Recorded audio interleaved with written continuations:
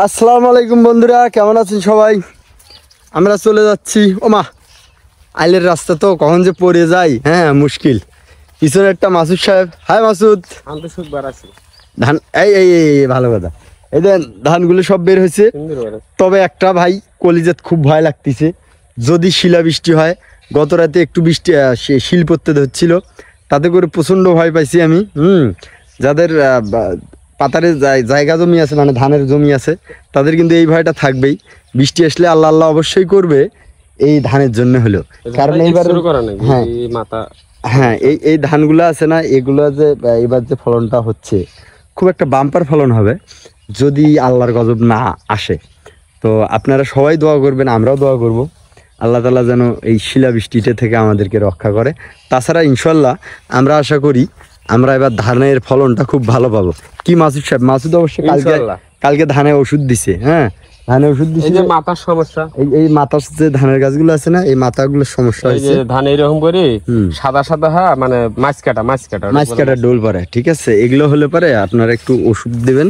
এবার আশা করা যায় যদি আল্লাহর গজব নাজিল না হয়, তাহলে খুব সুন্দর একটা বাম্পার ধানের ফলন আমরা ঘরে উঠাইতে পারবো। তো আপনারা একটু দোয়া করবেন যারা শহরে থাকেন। তবে গ্রামের এই যে পরিবেশগুলো কিন্তু খুব সুন্দর। আমাদের এই ধান ক্ষেতগুলো, এগুলো নিয়ে এখন বর্তমানে প্রত্যেকটা কৃষক, প্রত্যেকটা ঘর ঘর সবাই চিন্তিত।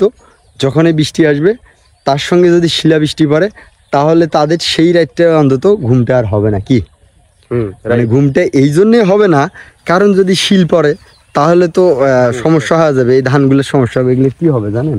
এইটা তো বের হয়েছে, যেগুলো বের হয় নাই, এই যে কাস্তর বলে যেগুলোকে, হ্যাঁ, এগুলোর আরো কঠিন অবস্থা দাঁড়াবে।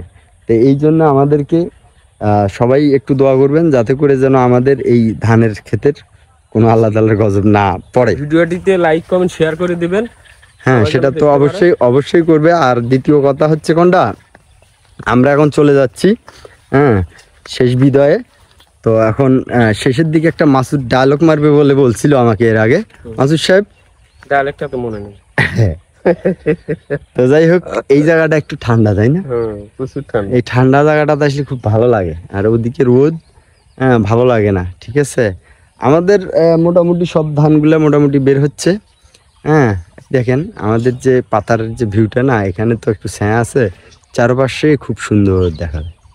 ঠিক আছে, খুব সুন্দর একটা ভিউ, খুব ভালো লাগে এই সময়টা। বিশেষ করে এই সময়টা একটু হালকা বৃষ্টি পড়ছে, তো যেখানে যে গাছগাছালিগুলো আছে সবুজ শ্যামল হয়ে গেছে আমাদের বাংলাদেশ, সোনার বাংলাটা। তো এই সময়টা কিন্তু খুব ভালো লাগে। যারা গ্রাম ছেড়ে শহরে আছেন, এই টাইমটা যদি আসেন, তাহলে গ্রামের একটা আলাদা সৌন্দর্য কিন্তু আপনারা দেখতে পারবেন।